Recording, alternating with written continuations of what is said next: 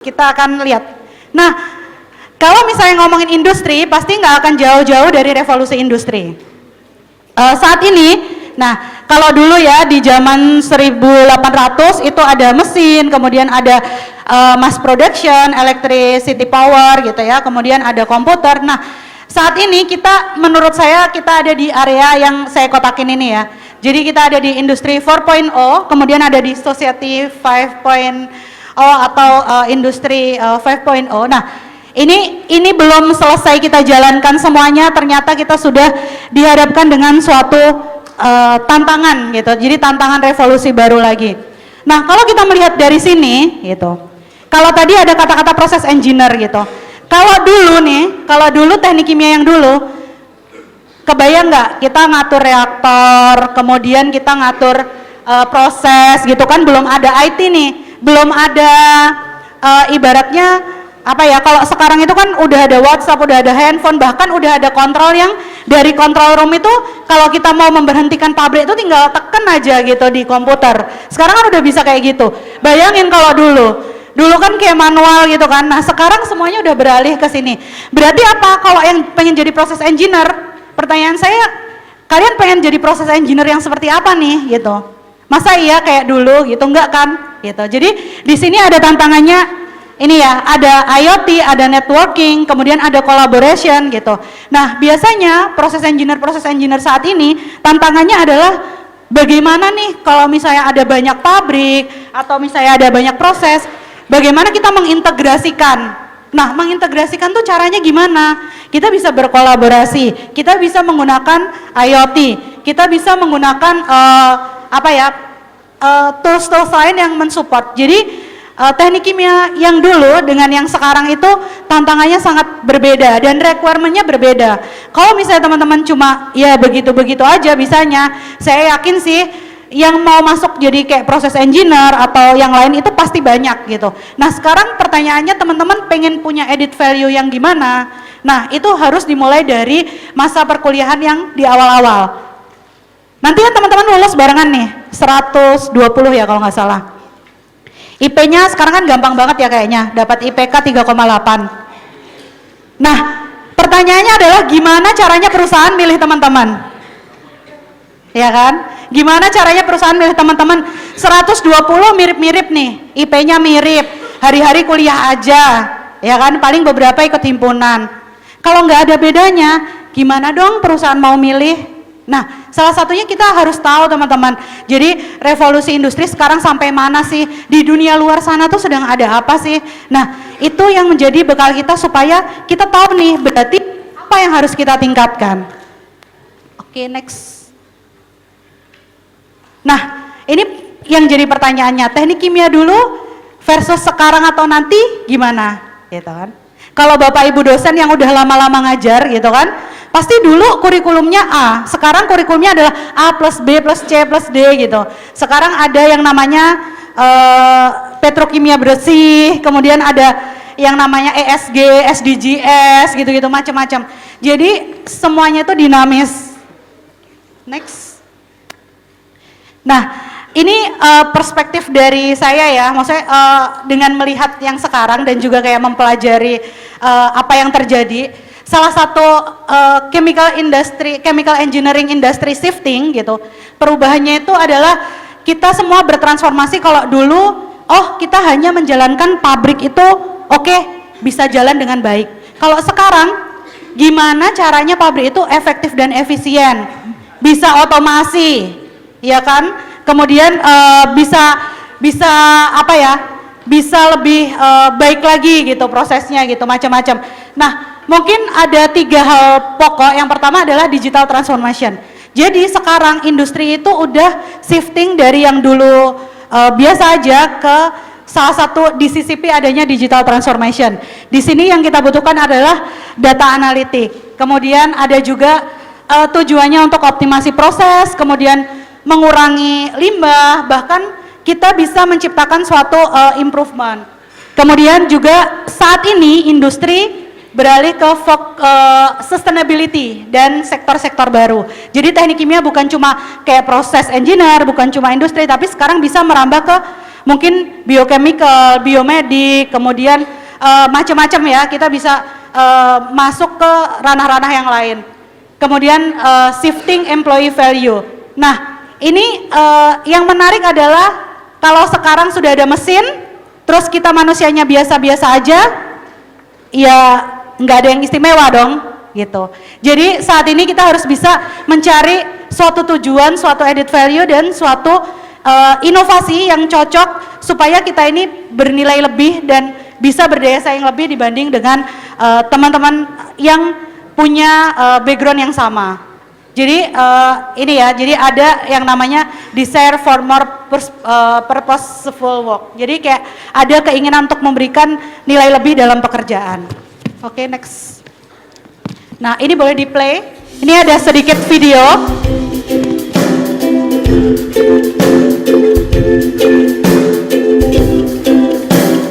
Nah, ini adalah beberapa tren chemical engineering saat ini. Masih banyak, tapi ini saya ambil sedikit.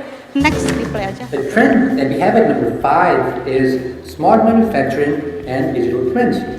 It is an emerging trend in chemical engineering driven by advancements in digital technology and automation. Smart manufacturing leverages interconnected systems and real-time data to enhance production efficiency and flexibility. Digital twins, on the other hand, are virtual replicas of physical systems which enables the engineers to simulate, monitor, and optimize processes with unprecedented accuracy. This integration allows for predictive maintenance, reduced downtime, and improved product quality.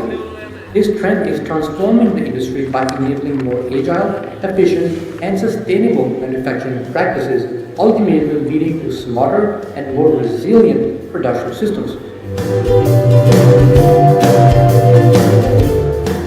The trend that we have at number 4 is data analytics and artificial intelligence. It is an emerging trend in chemical engineering propelled by the explosion of big data and advancements in machine learning. This field leverages sophisticated algorithms and data processing techniques to optimize the chemical processes to predict outcomes and enhance decision making. By integrating artificial intelligence, chemical engineers are now capable of analyzing vast data sets to uncover patterns, improve process efficiencies, and drive innovation. This trend is crucial as it enables smarter and more efficient operations which can help us reduce costs and environmental impact. This trend represents a significant shift towards data-driven engineering solutions in the industry which can lead to more accurate and robust industrial solutions. The trend that we have in number 3 is advanced materials and nanotechnology.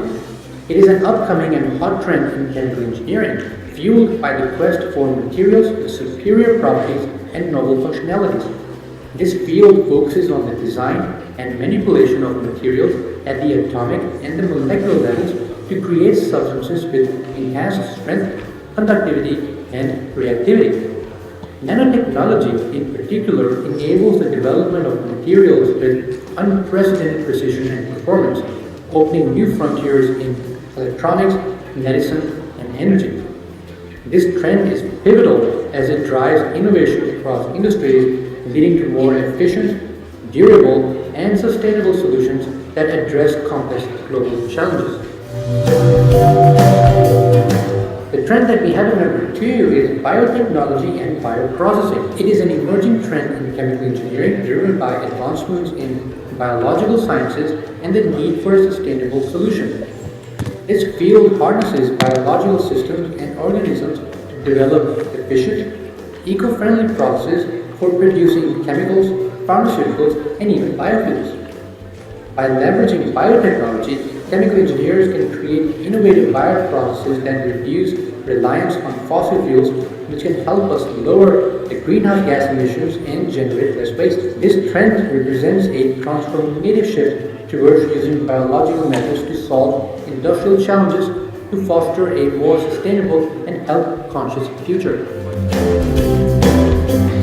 And the trend that we have at number 1 is sustainability and... Nih ya, jadi kurang lebih ada 5 hal ini ya. Yang ini sebenarnya masih banyak, tapi ini saya ngambil yang paling sedikit ya. Environmental stewardship and resource efficiency.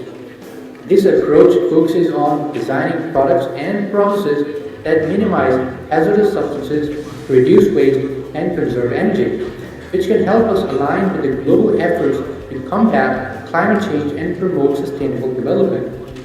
By integrating the principles of green chemistry, chemical engineers can help innovate cleaner, safer technologies that support economic growth while still protecting the environment. And this can ensure a healthier future for us and for generations to come.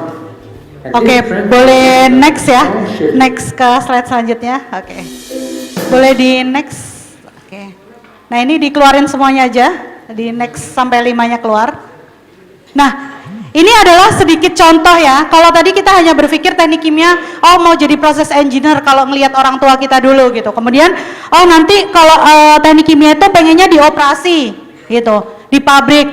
Oh teknik kimia pengennya nanti kalau misalnya di industri itu yang suka penjualan misalnya di dunia marketing gitu. Atau yang suka riset misalnya kita di badan riset atau apa. Nah teman-teman harus tahu nih, ini adalah sedikit contoh, jadi ada 5 contoh sekarang itu yang lagi happening tuh teknik kimia tuh arahnya kemana sih gitu.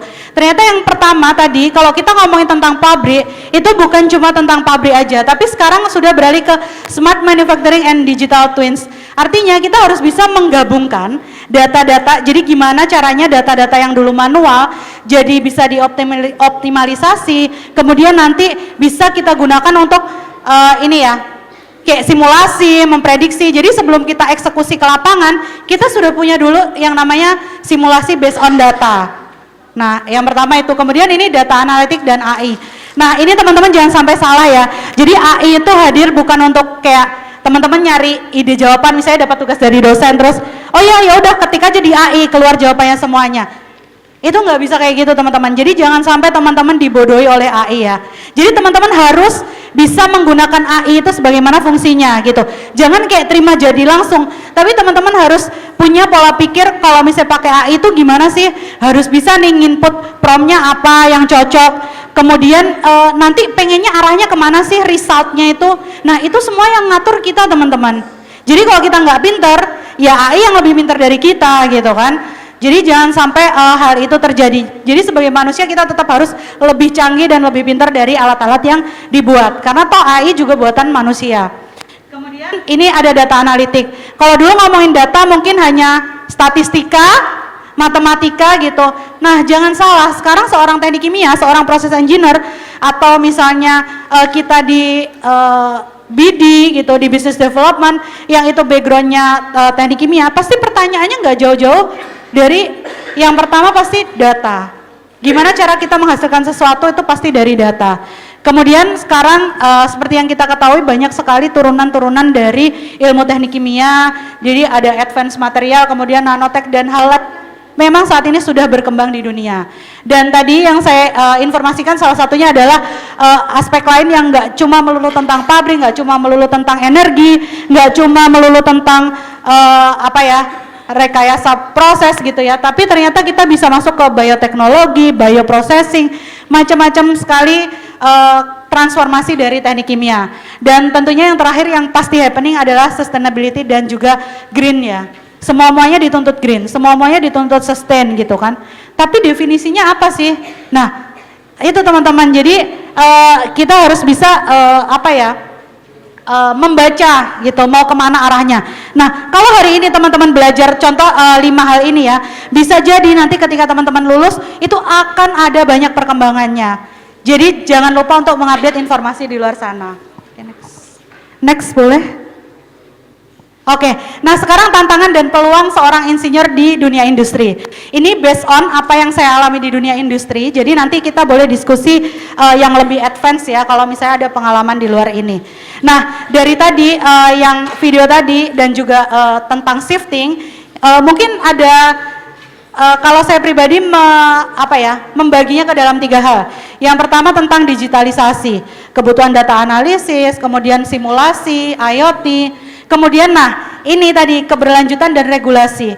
Jadi kalau kita ngomongin tentang dunia industri, misalnya kita mau katakanlah mau menggunakan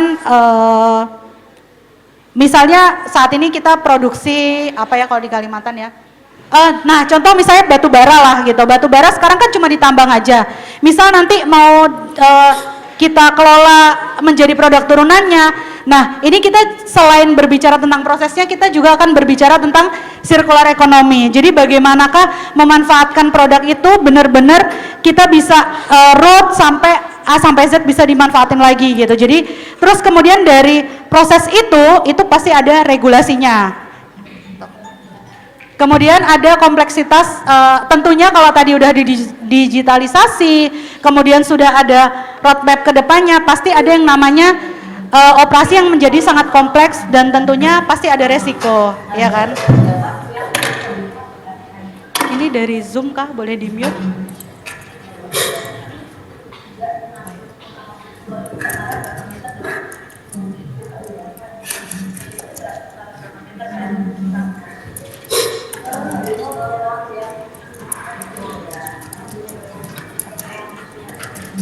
Ini kayaknya ya, boleh di mute dulu.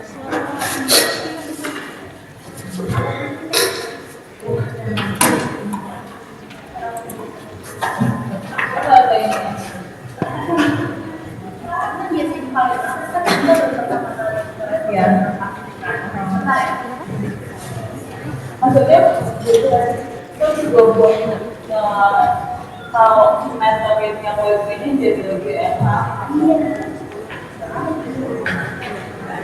Hanya itu kan bukan Sudah?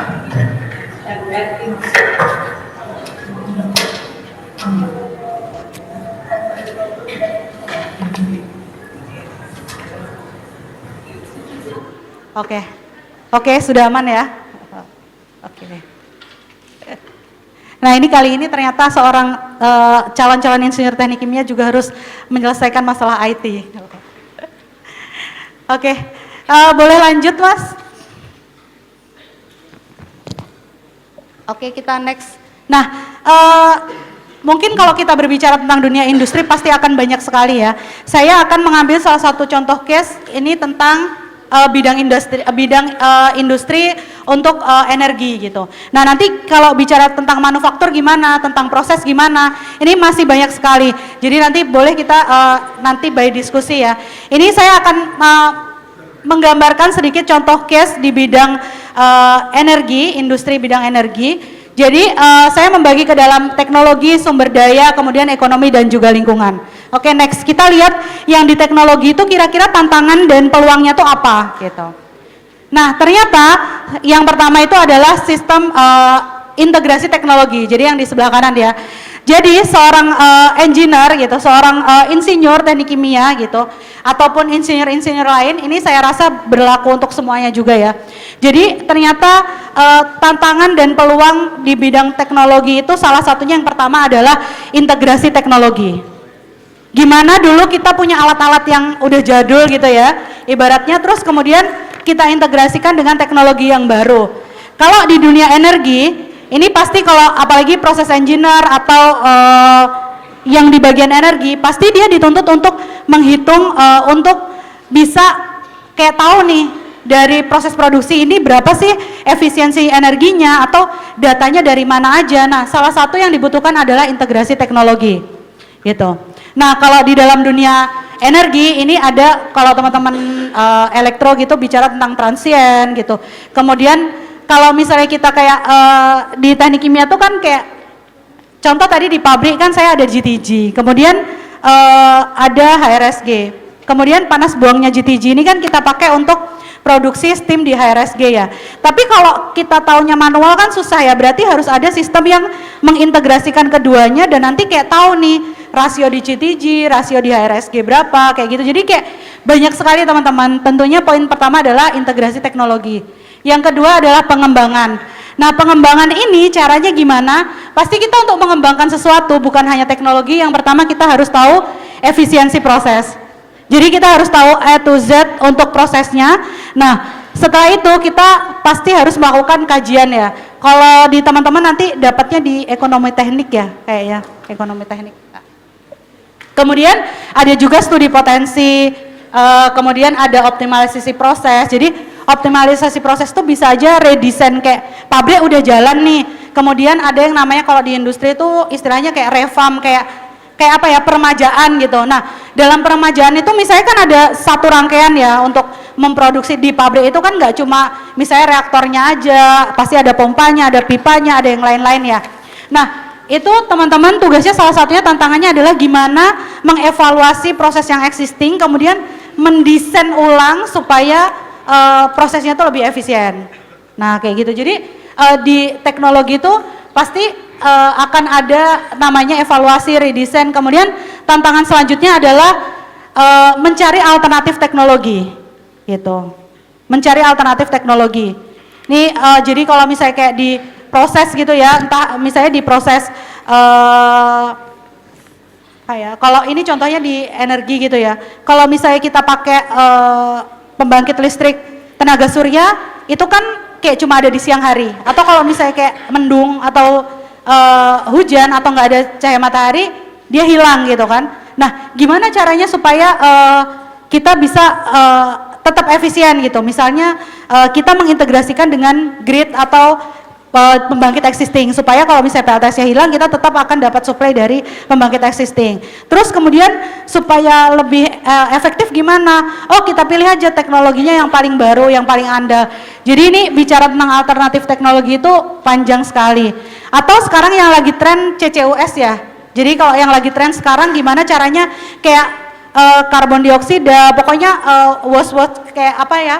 Limbah-limbah itu bisa diolah kembali, dimasukkan ke dalam proses gitu. Nah, atau misalnya kita punya listrik existing gitu ya, gimana caranya sekarang kalau kita mau menghasilkan green ammonia atau grey ammonia gitu ya, dalam proses itu kan kita butuh energi listrik yang bersih. Kemudian kalau misalnya di pinggir laut itu kan nggak ada air tanah ya, adanya air laut. Nah, apakah proses hidrolisis tangki itu airnya kalau pakai air laut gimana? Nah, jadi kita harus mikir kan, oh berarti ada teknologi yang harus digunakan nih, berarti airnya harus diolah dulu. Kemudian nanti spek dari reaktornya gimana, kalau misalnya airnya ini maksimal pengolahannya tuh misalnya nanti masih ada kandungan mineralnya atau misalnya masih korosif sifatnya. Nah, itu tuh adalah salah satu contoh dari pengembangan teknologi. Jadi masih banyak banget hal-hal yang bisa kita enhance.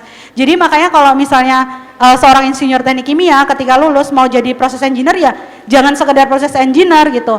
Terus tidak harus semuanya tuh jadi proses engineer. Ini kan bisa masuk ke riset ya, gitu. Bisa masuk ke riset, business development. Kemudian bisa juga teman-teman masuk ke bidang, kalau misalnya semuanya di bidang produksi, di bidang proses engineer, di bidang riset, berarti kan harus ada pihak yang memasarkan ya. Nah, kalau kita memasarkan gitu, kita jadi marketing, kita kan harus pinter juga. Nah, itu jadi di sini ini banyak sekali menciptakan alternatif-alternatif potensi untuk peluang pekerjaannya. Next. Oke, nah kemudian ini boleh next di bidang sumber daya.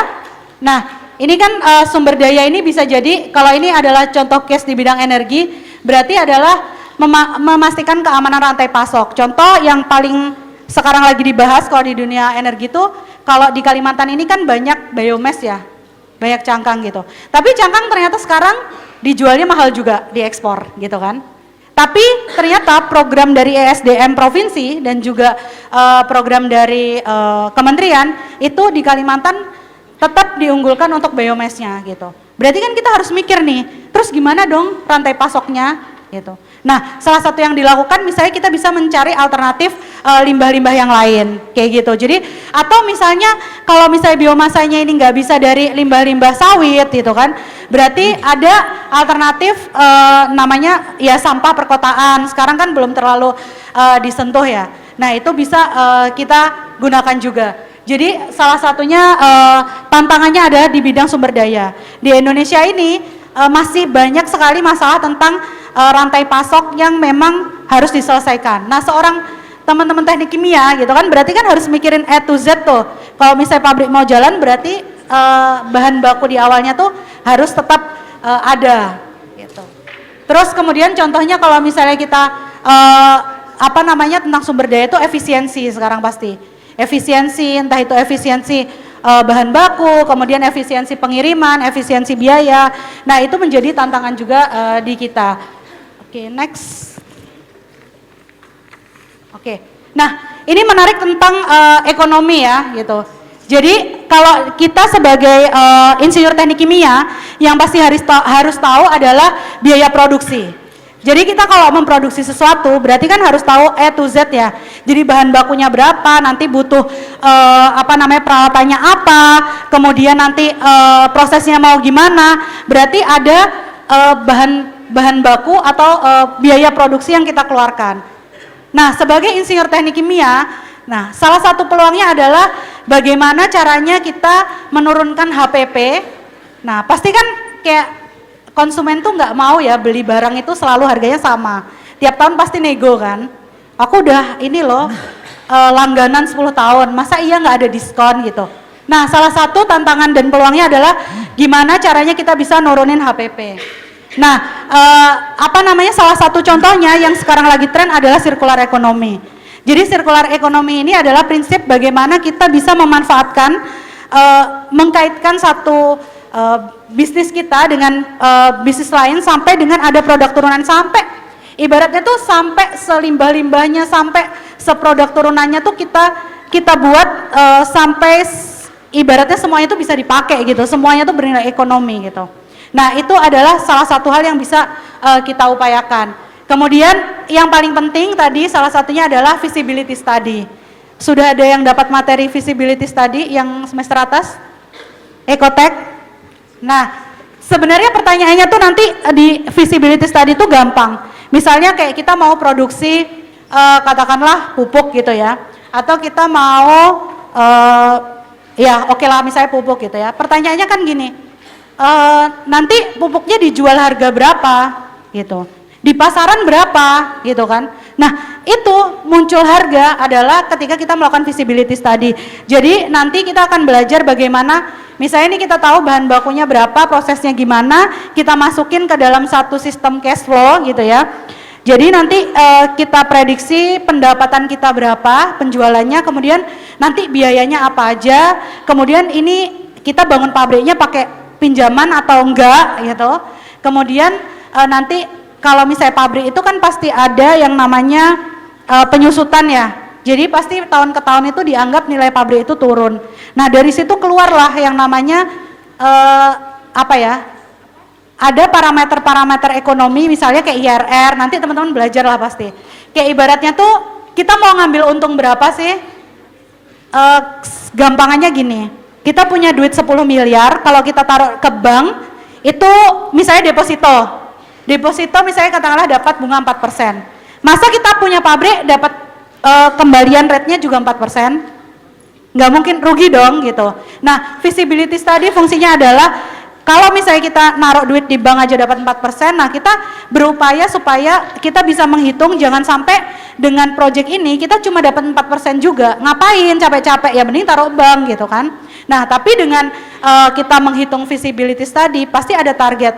Di perusahaan-perusahaan kayak contoh di tempat saya itu di perusahaan pupuk gitu ya, pembangkit, manufacturer itu ada kayak standarnya gitu loh. Kayak standar kita harus dapat investasi itu berapa, kayak misalnya 11%. Jadi kalau kita punya duit 10 miliar taruh bank cuma dapat 4%, kita punya duit 10 miliar kita bangun pabrik, kita dapat returnnya 11%. Jadi 7% lebih besar dari bank. Kemudian untungnya kita punya aset, kemudian kita jadi ada hubungan baik dengan pihak ketiga, kita memajukan industri. Jadi itu juga salah satu tantangan yang kemarin dibicarakan di annual meeting ya. Jadi bagaimana seorang insinyur teknik kimia itu bisa memberikan bisa menghitung lah gitu, nggak cuma kayak tahu teorinya tapi kita bisa menghitung prakteknya di lapangan.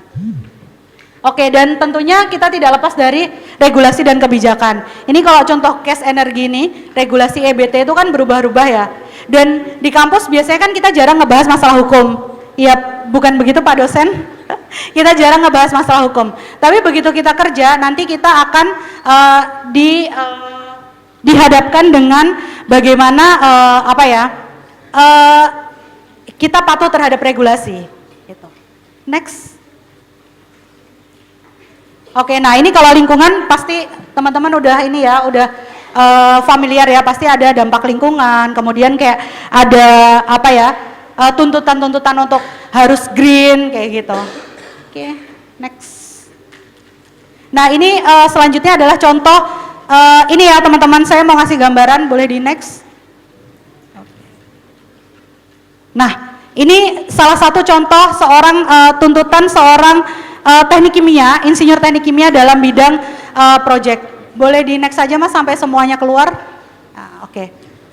Nah, yang pertama ini tadi ya, jadi merangkum dari semuanya. Yang pertama ketika kita mau melakukan suatu project gitu ya, gambarannya nanti kalau teman-teman kerja, terus ditaruh di proyek atau ditaruh di BD, disuruh analisa, oh kita mau bangun suatu proyek gitu.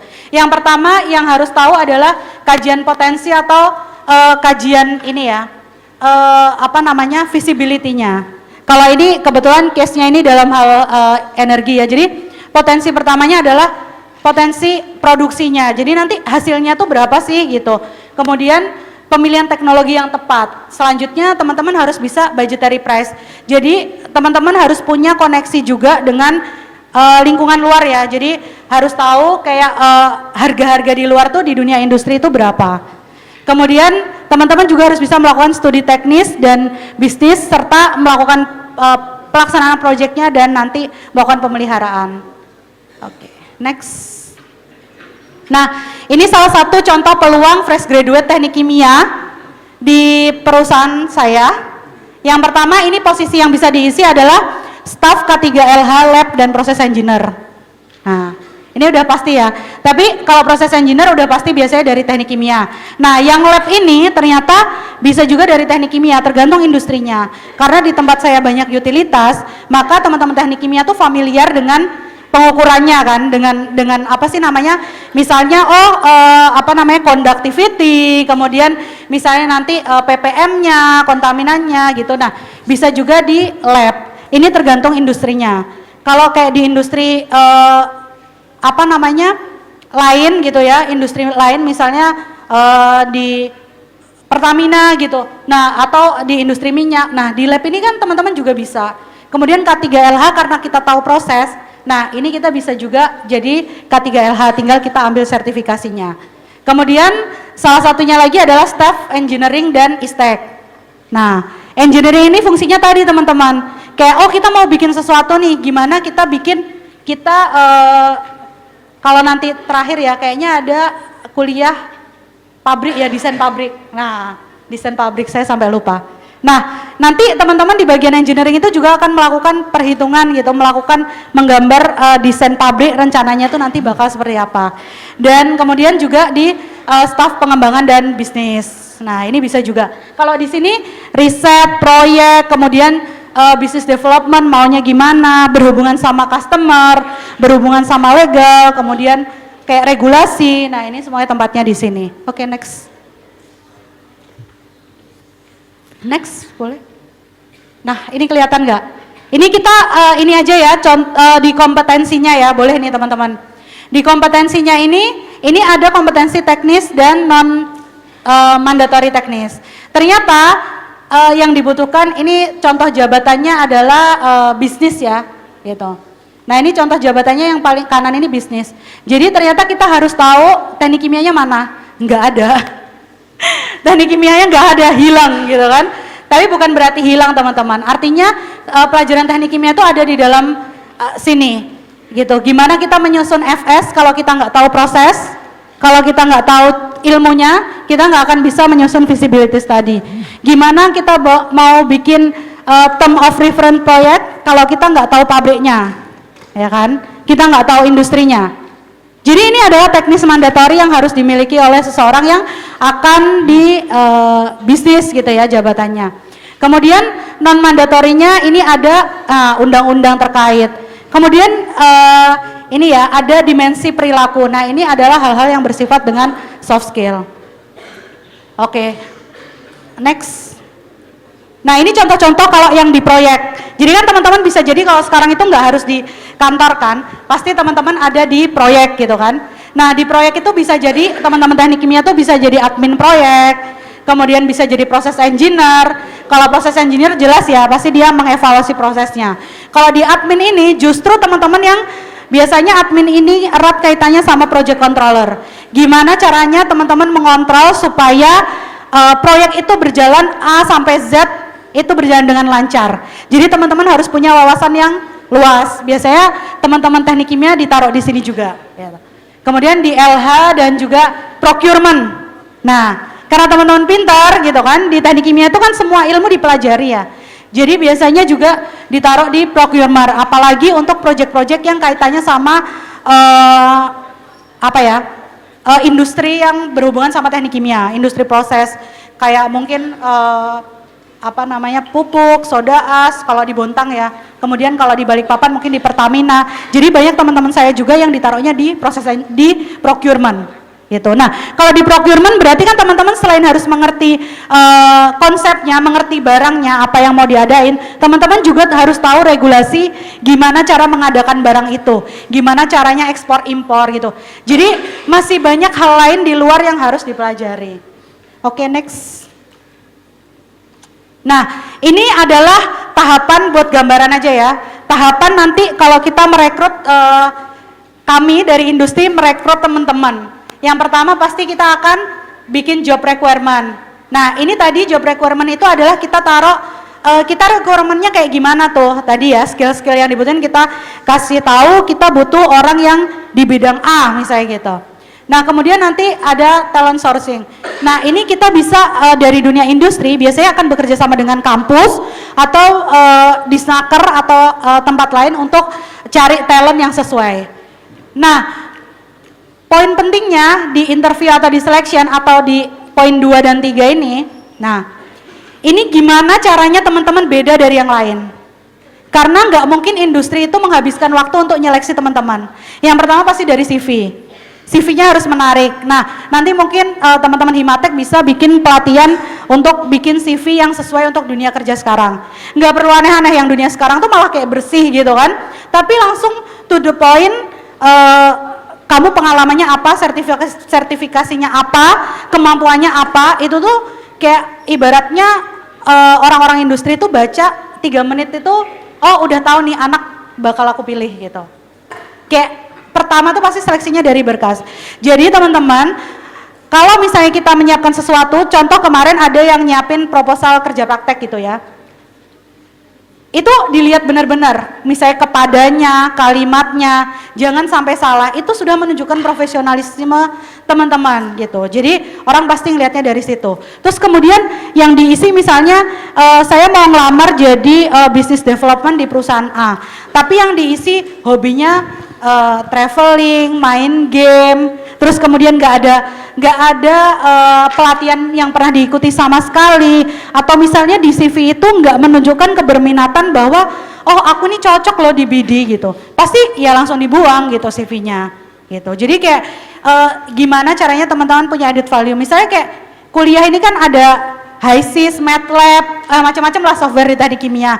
Nah, bisa saja teman-teman mengisi waktu luang dengan ikut sertifikasi, dan bahkan sekarang kan kayak ada lembaga-lembaga yang memang memberikan sertifikasi gratis ke kita. Nah, itu diikuti saja teman-teman, karena pasti industri itu akan ngelihat kayak, oh anak ini udah tahu, oh anak ini sama sekali nggak tahu, pasti prefer yang udah tahu gitu. Kalau saya sih gampang ngelihat itu, oh dia pengalamannya apa, pekerjaannya di situ ditulis jelas apa, oh anak ini cocok sih gitu. Nanti setelah itu baru masuk ke interview. Kalau di CV aja kayak udah nggak menarik, nggak sesuai, ya udah gitu. Itu udah pasti nggak akan next gitu. Kemudian next di tes, di interview, itu pasti orang akan ngelihat gitu kemampuan kita seperti apa gitu. Jadi usahakan kita punya pengalaman sebanyak-banyaknya supaya kita bisa nyambung gitu ngomong sama orang. Kemudian nanti ada negosiasi, final placement, dan jangan khawatir pasti akan ada kayak orientasi. Oke, next. Nah, ini adalah kompetensinya. Nah, ini ada pembagian ya, ini ada first line, middle, kemudian ada top. Nah, ini yang pink ini adalah technical skill, kemudian yang tengah ini ada human skill, dan ini adalah conceptual skill. Oke, next, boleh kita keluarkan dulu. Nah, kalau misalnya untuk di first line manager, technical, oh masih yang ini, oke. Nah, yang di first line ini yang lebih banyak adalah technical skill. Karena kalau jadi staff pasti kita akan ada atasan yang memberikan instruksi ya. Nah, technical skill ini terkait apa sih? Jadi ini adalah kemampuan spesifik yang terukur ya, kemampuan spesifik yang terukur.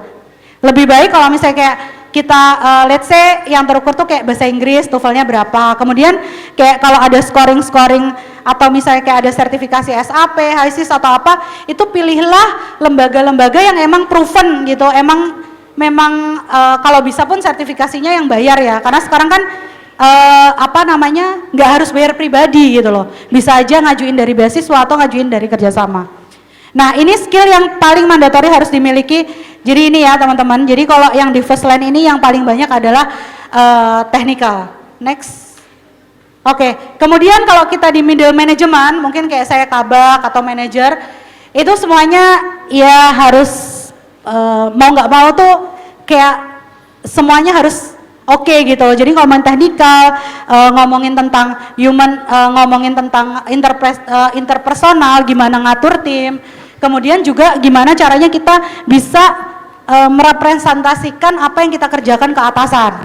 Nah itu di middle management itu ini lebih banyak irisannya ya. Jadi tiga-tiganya ini kayak apa sih namanya, kayak konseptual human itu kayak kita lebih mengatur gitu. Jadi kayak di middle management ini kita harus bisa ke atas, ke atasan, dan juga kita bisa ke bawahan. Nah, technical skillnya agak sedikit berkurang karena kita sudah punya staff nih, ya kan, yang lebih banyak ngomongin tentang technical.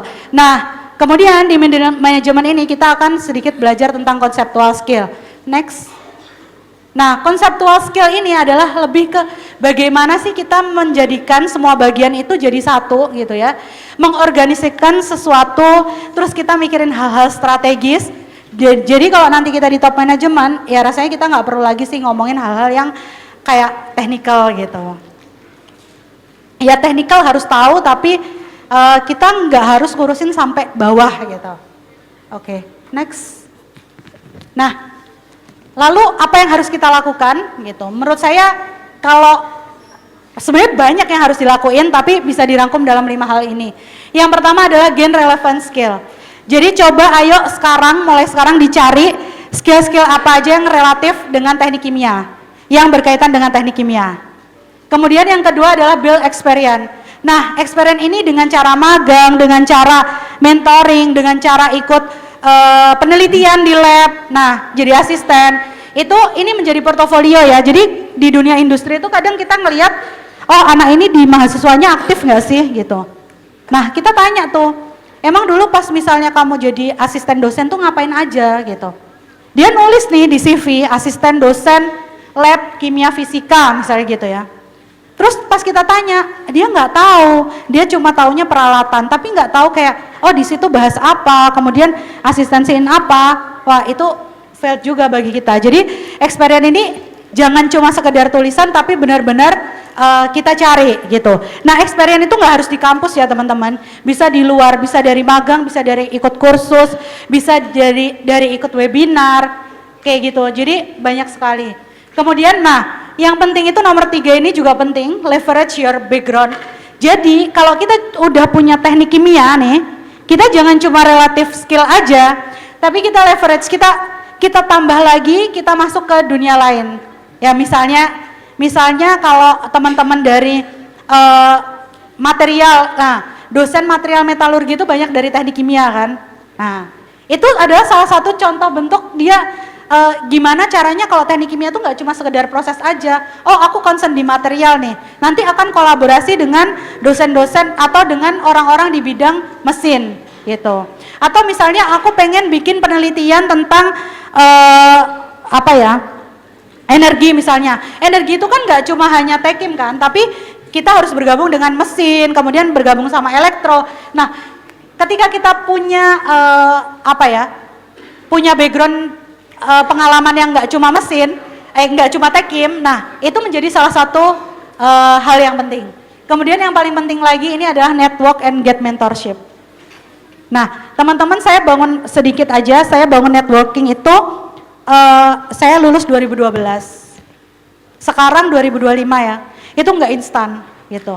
Tapi kalau boleh jujur, sekarang ketika saya dipindah ke business development, insya Allah saya nggak takut gitu, karena saya kenal banyak orang gitu, dan ketika saya butuh sesuatu, karena saya maintenance relationship tadi ya, dari ikut kegiatan alumni, ikut BKKPII, kemudian aktif ya misalnya kayak gini kan, ngisi materi itu menurut saya salah satu networking, karena saya juga jadi kenal sama bapak-bapak dosen ini. Suatu ketika misal saya nggak tahu banget nih tentang penelitian tentang bidang A, saya tinggal telepon nih, misalnya dengan Pak Kaprodi, Pak saya mohon izin mau belajar ini, bolehkah kami studi banding? Nah, saya bisa melakukan itu karena saya membangun network, gitu. Dulu mungkin kalau kita lulus pasti dianggapnya orang, kalau kamu kalau di kepanitiaan itu yang ya bagian ngangkat-ngangkat meja, kursi gitu. Tapi ketika kita maintenance itu dengan baik, kita pasti akan ada di level yang kita WhatsApp direksi aja dibalas gitu. Kayak salah satu contoh mungkin tadi pagi saya alhamdulillah WhatsAppan sama Pak Rektor ternyata lagi Lemhanas kan. Tahu nggak teman-teman, saya ketemu Pak Rektor dan kenal Pak Rektor, kenal baik dari mana? Dari buka puasa bersama alumni. Cuma dari itu, tapi saya maintenance. Bapak ulang tahun kapan, misalnya Bapak ada pencapaian apa, kita kasih selamat. Kemudian Bapak minta tolong misalnya Mbak ada teman-teman yang mau KP, oke Pak kita bantu. Itu salah satu bentuk cara kita menjaga networking. Itu pasti akan berguna dalam dunia kerja. Terus misalnya kalau punya saudara atau kayak tadi pamannya di ahli teknik mesin, kemudian di dunia industri, nah itu banyak-banyak berguru karena ilmu aja di kampus itu nggak cukup. Dan terakhir adalah teman-teman harus punya planning, mau jadi apa. Jangan kayak saya ya, saya tuh pertama lulus karena ya mungkin ada salah satu faktor ekonomi, saya dulu kerja di bank gitu kan. Setelah kerja di bank saya pindah ke BD. Dulu di bank saya ngurusin semua cabang bank seluruh Indonesia tentang layanan, tentang inovasi di teller, CS, pemimpin dan segala macam. Terus kemudian saya pindah ke BD di perusahaan bisnis dan utilitas, perusahaan utilitas listrik gitu. Tapi kayak shiftingnya itu keterlaluan gitu kan. Cuma karena dengan berbekal saya melakukan hal-hal ini dan minusnya ini aja nggak terlalu saya buat gitu ya. Akhirnya transisinya luar biasa. Nah, saya masih bisa survive sampai hari ini. Jadi minimal 5 hal ini harus teman-teman siapkan dari sekarang. Oke? Next. Terakhir dari saya menutup sesi presentasi ini, boleh di next. Oke, next. Nah, saya ada satu quote yang saya yakini, semua hal itu bukan tentang bisa atau tidak bisa. Tapi semua hal itu tergantung kita mau atau tidak mau. Gitu. Ketika kita mau, maka pasti kita akan cari jalan. Nah, satu quote yang selalu saya pegang, mungkin ini teman-teman lihat ya dari kiri saya ngurusin listrik di kapal, kemudian ini SPKLU, ini saya ada seminar di Singapura, ini saya dengan ketua BKKPI yang sekarang, saya liburan ini di Bendungan Samboja, intinya saya tuh work life balance lah gitu semuanya. Ini olahraga, kemudian ini bahkan krimping kabel aja saya lakuin gitu sebagai seorang chemical engineer. Saya ikut kegiatan inovasi dan berprestasi. Saya nge-MC teman-teman, saya nge-MC. Terus kemudian ini jadi pengurus teknik kimia. Saya main ke Pulau Miang. Ada yang pernah ke Pulau Miang? Masa nggak pernah? Seru loh di Pulau Miang di Sangkulirang sana. Itu malam sharing sama adik-adik di sana karena di sana cuma ada SD, satu SD aja. Saya mengajar di SMA YPK. Saya ikut kegiatan nari, macam-macam lah. Tapi semua hal ini saya lakukan satu, pleasure in the job, put perfection in the work. Jadi kalau kita mencintai apa yang kita lakukan, saya yakin hasilnya juga pasti akan maksimal. Jadi teman-teman semua, mari cintai pilihan kalian sebagai chemical engineer dan sehari-hari lakukan sesuatu tuh dengan menyenangkan. Cari apa yang membuat kalian senang, maka saya yakin pasti perfection in the work. Jadi hasilnya pasti akan perfect. Sekian dari saya. Assalamualaikum warahmatullahi wabarakatuh.